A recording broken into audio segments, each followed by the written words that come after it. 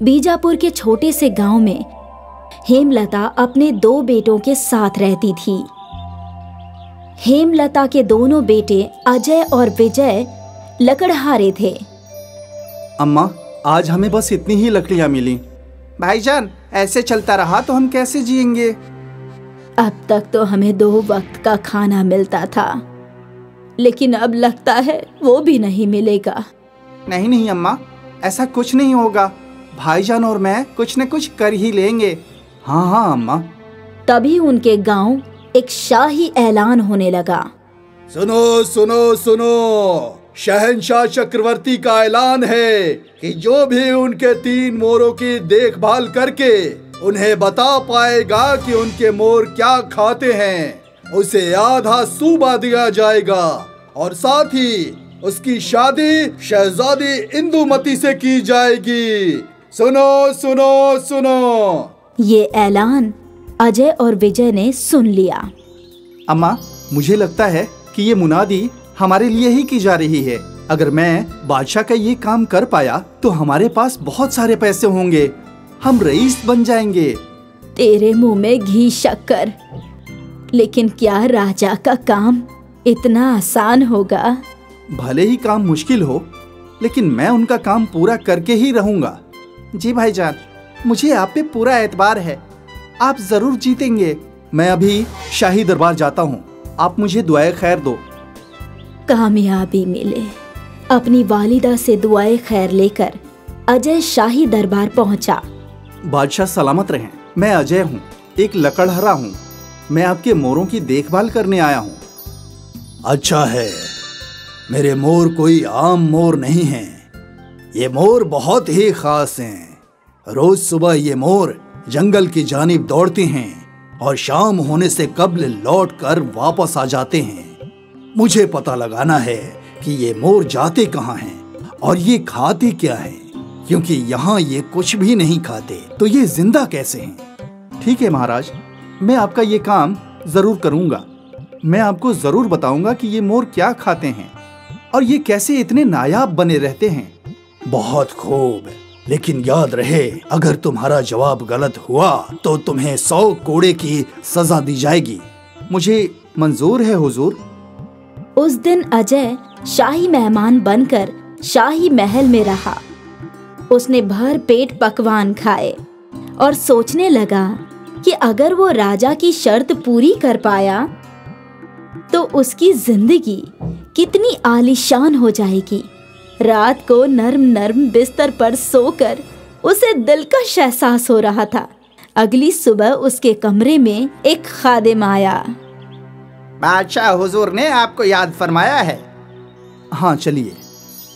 वो खादिम अजय को बगीचे में ले गया, जहाँ एक पिंजरे में 3 शानदार बड़े बड़े मोर कैद थे। ये रहे हमारे नायाब मोर। जैसे ही ये दरवाजा खुलेगा, ये जंगल की जानिब दौड़ पड़ेंगे।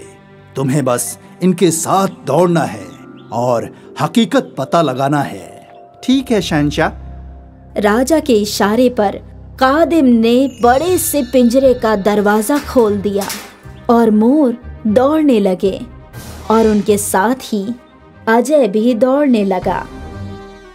मोरों की फुर्ती बहुत थी, वो बहुत तेजी से दौड़ रहे थे। अजय भी उनके पीछे दौड़ रहा था। ये मोर है या घोड़े, इतने तेज? शायद इसलिए बादशाह ने इतना बड़ा इनाम रखा है।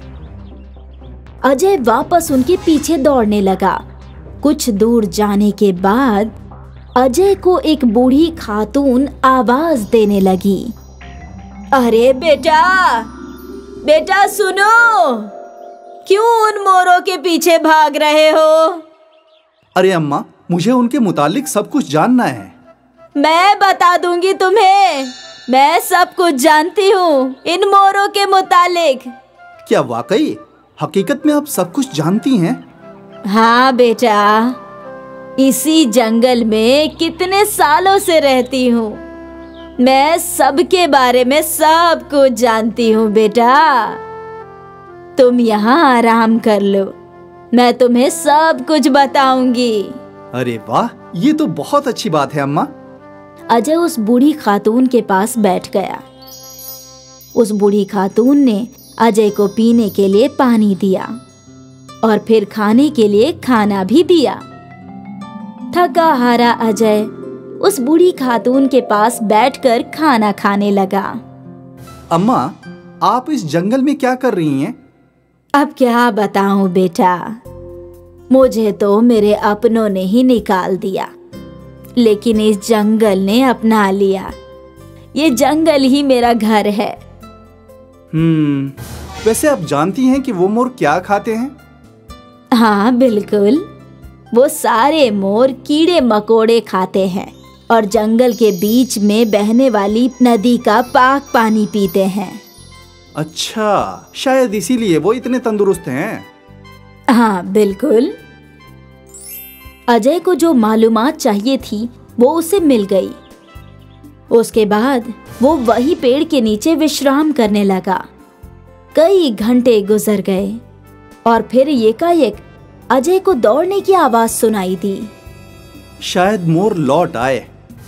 वो उठा तो वो तीनों मोर दौड़ रहे थे। अजय भी उनके पीछे दौड़ने लगा। सारे मोर वापस शाही बगीचे में लौट आए।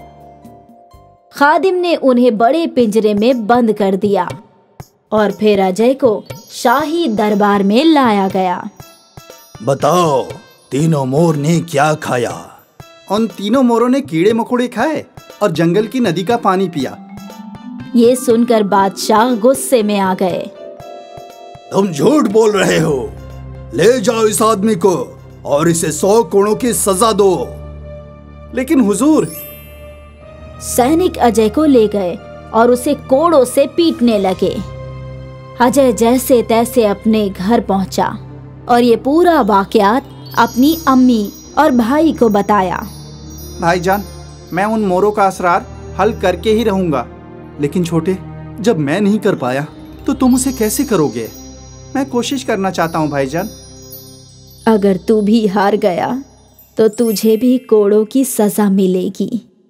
देख, तेरा बड़ा भाई दर्द से कितना कराह रहा है। मैं नहीं चाहती तेरा भी यही हश्र हो।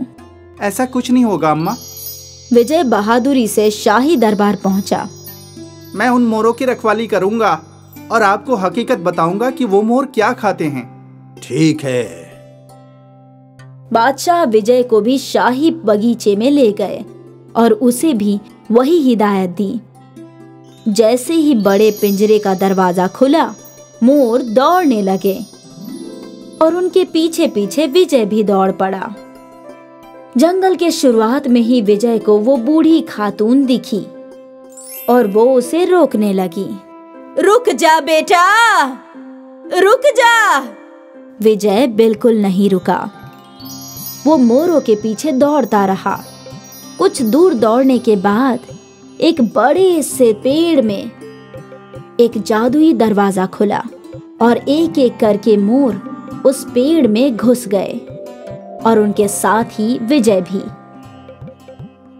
पेड़ के अंदर एक जादुई दुनिया थी, जहां जाते ही तीनों मोर शहजादों में तब्दील हो गए। बहुत खूब। तुम भले ही छोटे दिखते हो, लेकिन बहुत हिम्मत वाले हो। आखिर तुम हमारी जादुई दुनिया में आ ही गए। ये सब क्या है? वो बूढ़ी खातून जो रास्ते में आवाज लगा रही थी, वो एक जादूगरनी है। उसने हम तीनों शहजादों को मोर बना दिया था ताकि इस सूबे का कोई जानशीन न बन पाए और वो इस सूबे पर हुकूमत कर सके। क्या? लेकिन तुम उसका जादू तोड़ सकते हो। ये तुम्हारे सामने जो पानी रखा है, ये जादुई पानी है। यही जादुई पानी पीकर हम सब में इतनी फुर्ती और ताकत आती है। तुम इसे पूरा पी जाओ और उसके बाद उस बूढ़ी खातून के चेहरे को छू लेना। तभी उस जादूगरनी का खात्मा हो जाएगा और हम तीनों को इस जादू से निजात मिल जाएगी। ठीक है? विजय ने वो जादुई पानी पूरा पी लिया। फिर तीनों मोर वापस दौड़ने लगे और विजय उनके पीछे पीछे दौड़ने लगा। एक बार फिर बूढ़ी खातून ने उसे आवाज लगाई, अरे बेटा सुनो। इस बार विजय उस बूढ़ी खातून के पास गया और उसने उसके चेहरे पर अपने हाथ रख दिए और वो बूढ़ी खातून जलने लगी। अरे ये क्या हो रहा है? चीखते चीखते वो बूढ़ी खातून जल गई।